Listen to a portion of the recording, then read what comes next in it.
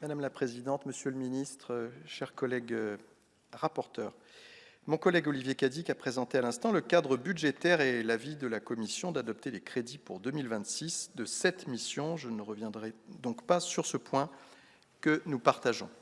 Je commencerai par indiquer qu'il faut s'interroger sur la cohérence d'ensemble du dispositif de lutte contre les cyberattaques, avec quelques nuances au sein de la Commission sur l'opposition qui peut être faite entre la notion de guichet unique, notion qui peut paraître un peu idéale, et l'intérêt par ailleurs qu'il y a à susciter le foisonnement de l'offre de cybersécurité. Il est un fait que personne ne remet en cause la compétence de l'ANSSI. Toutefois, les missions et les financements de cet écosystème ne nous semblent pas suffisamment clairs.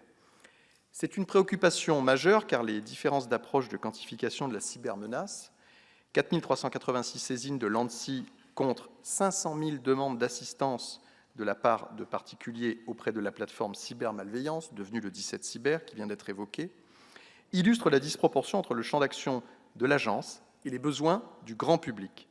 Les personnes victimes d'une cyberattaque sont démunies, elles cherchent une porte d'entrée, et elles peuvent la trouver avec le 17 Cyber, mais seulement si celui-ci fonctionne correctement avec les budgets afférents, et c'est pour nous un point de vigilance. À ce stade, ni les ministres de tutelle successifs, ni l'ANSSI n'ont présenté de schéma global sur les contours de ce qui relèvera de la compétence directe de l'agence et de ce qui sera partagé ou confié à d'autres entités institutionnelles, lesquelles sont très, peut-être trop, variées en nombre et en compétences. Le 17 Cyber, les centres sectoriels, les centres régionaux et les nouveaux opérateurs qui seront retenus par l'ANSSI dans le cadre de l'appel à manifestation d'intérêt pour le renforcement de l'accompagnement local aux enjeux de cybersécurité est doté de 7 millions d'euros, ce qui n'est pas non plus énorme, sur 3 ans. Cette nouvelle enveloppe temporaire vient s'ajouter aux dispositifs régionaux dont le financement reste à la charge des régions, ce qui n'assure aucune garantie de pérennité. Les financements pourraient s'arrêter du jour au lendemain par une simple délibération du Conseil régional, alors même que l'écosystème global de cybersécurité monte en compétences et nous interdit, passez-moi l'expression, tout trou dans la raquette. La clarification de l'organisation et du financement de cet écosystème est une recommandation que nous reformulons tous les ans. Je soulève à cet égard 2 points d'attention parmi beaucoup d'autres. Le premier, la Cour des comptes s'est interrogée sur la simplification des critères de labellisation des solutions de cybersécurité pour les PME et les collectivités territoriales. Une TPE ou une commune doivent savoir quel logiciel utiliser. Une labellisation en ce sens est nécessaire. Le deuxième point d'attention porte sur la subvention de 845 000 € accordée par l'ANSSI au JPACIMA, qui n'a pas varié depuis 2017, ce qui équivaut en réalité à une réduction tendancielle des moyens. Pour conclure, je voudrais évoquer l'Académie de lutte contre les manipulations de l'information et l'adoption d'une posture de défense active contre les ingérences étrangères, préconisée notamment par notre camarade Rachid Temal, rapporteur de la commission d'enquête sur les politiques publiques, face aux opérations d'influence étrangère qu'il faudra coordonner avec de nouveaux outils que nous saluons, et notamment le compte de riposte initié par le ministère des Affaires étrangères. Au bénéfice de ces observations, nous vous proposons, comme dit en introduction, l'adoption des crédits pour 2026 de cette mission, tout en restant vigilants sur les points d'alerte qui ont été évoqués. Je vous remercie.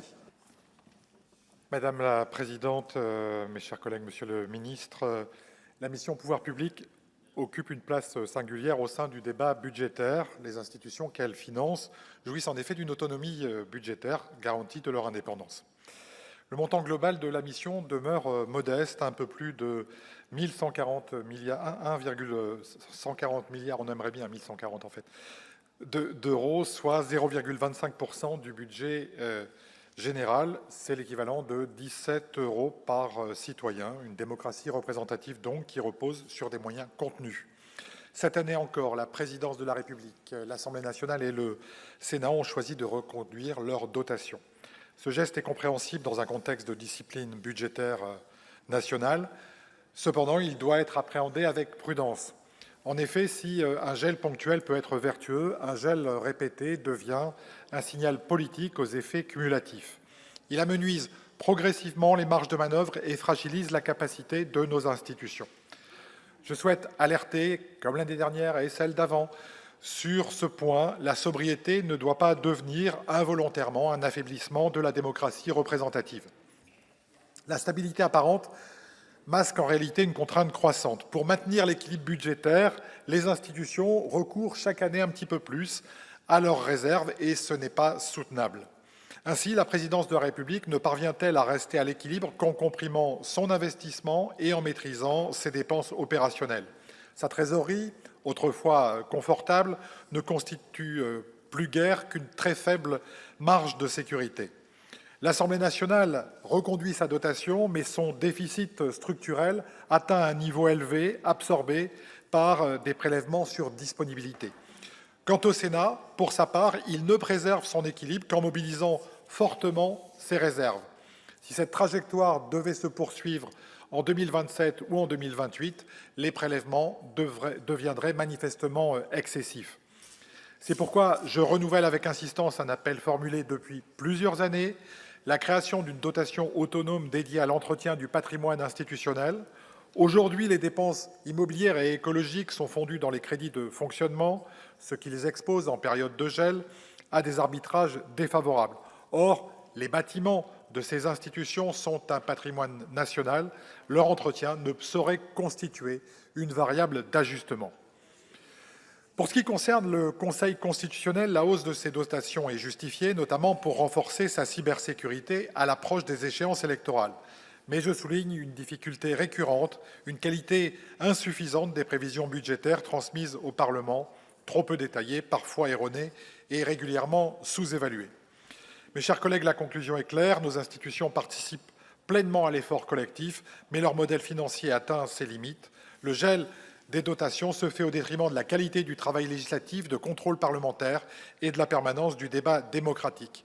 Sous réserve de ces observations et dans le contexte de maîtrise des finances publiques, la Commission des lois a cependant émis un avis favorable à l'adoption des crédits de la mission Pouvoirs publics pour 2026. Je vous remercie. Madame la Présidente, Monsieur le Ministre, Messieurs les rapporteurs, chers collègues, il nous incombe aujourd'hui l'examen de 3 missions, pouvoirs publics, conseil et contrôle de l'État et direction de l'action du gouvernement.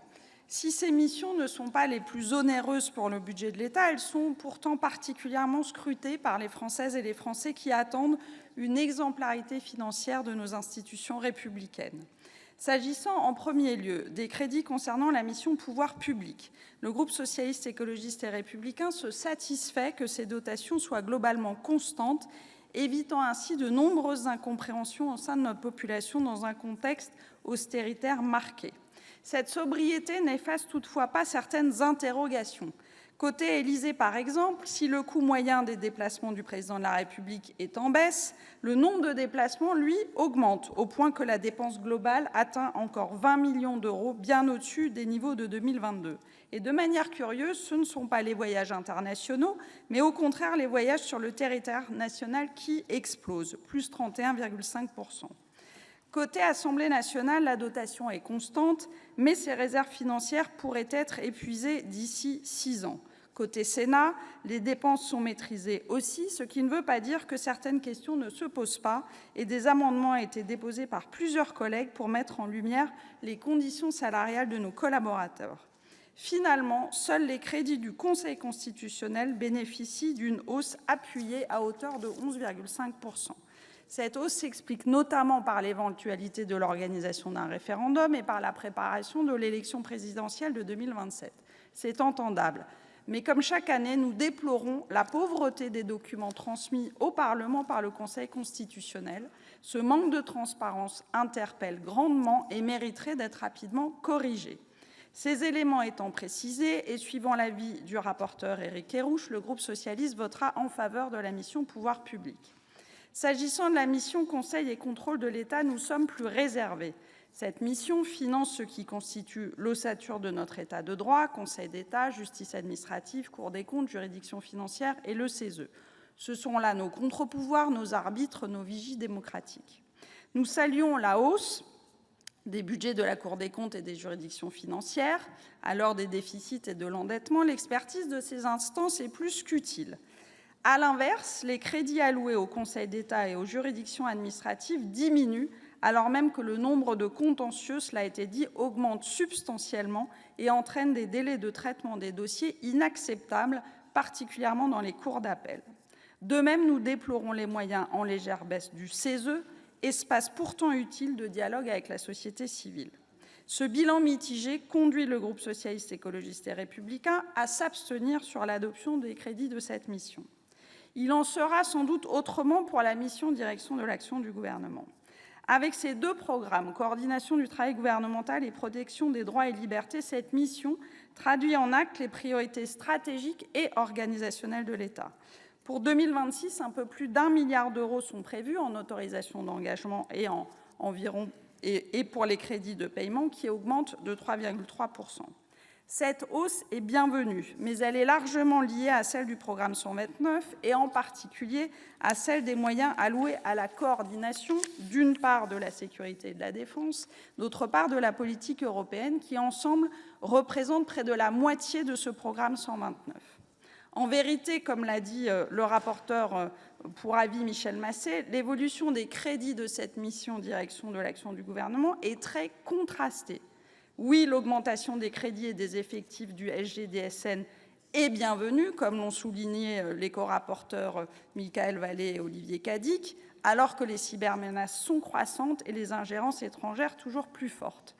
Toutefois, il est difficile d'entendre que cet arbitrage en faveur de notre souveraineté, notamment numérique, se fasse au détriment de la protection des droits et libertés. Car tel est finalement le message de cette mission quand on compare le programme 129 et le programme 308. Ce message antidémocratique, j'aimerais pouvoir dire qu'il ne tient qu'à l'affichage.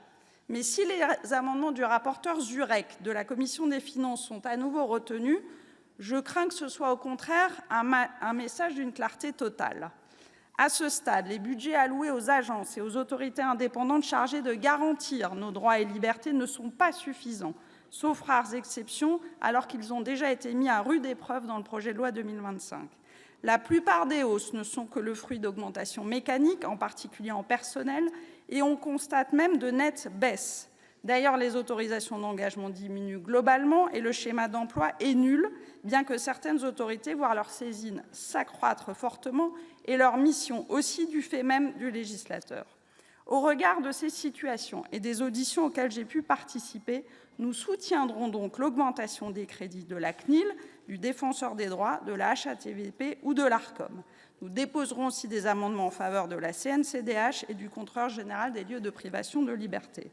Dans le même esprit, nous voulons préserver la Mildeca, dont le rôle ne peut être contesté, tant le narcotrafic fait des ravages auprès de notre jeunesse et dans notre société. Un dernier mot. Pour financer ces renforts utiles et répondre aussi à une demande des Français que les efforts soient partagés par tous en cette période de rigueur budgétaire, nous proposerons enfin de restreindre les avantages dont bénéficient les anciens premiers ministres, de plus en plus nombreux, il faut bien le reconnaître. Pour finir, et même si nous sommes optimistes sur nos amendements, le groupe socialiste, écologiste et républicain confirmera donc sans doute son vote contre les crédits alloués à la mission Direction de l'action du gouvernement.